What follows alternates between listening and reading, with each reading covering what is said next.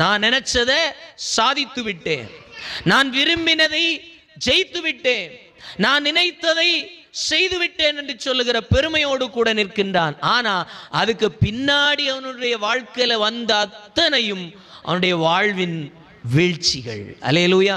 அதை குறித்து தான் இந்த பகல் வேளையிலே சொல்லுகின்றேன். நீங்களும் நானும் கவனமாய் இருக்க வேண்டும். ஆவிக்குரியவர்கள் இஷ்டம் போன வழியிலே போகிறதற்கு நமக்கு பிரமாணம் இல்லை. அல்லேலூயா. நீங்களும் நானும் வஞ்சிக்கப்படாதிருக்க ஆண்டவர் நியாய பிரமாணத்தை கொடுத்தாலும் அதற்கு பின்னாடி நமக்கு ஒரு கிருபையின் காலத்தை கொடுத்திருக்கிறார். இயேசு கிறிஸ்துவுக்குள்ளே வாழ்கின்ற, வளருகின்ற, நடக்கின்ற ஒரு ஆவியின் வழியை ஆண்டவர் கொடுத்திருக்கிறார். அல்லேலூயா. அந்த ஆவியின் வழியில் நீங்களும் நானும் நடத்தப்படுவதே தேவன் விரும்புகின்ற நோக்கமாயிருக்கிறது. அல்லேலூயா. அதான் வேதம் தெளிவாய் சொல்லுகிறது. தேவன் ஒருவதனை அல்லவா படைத்தார்,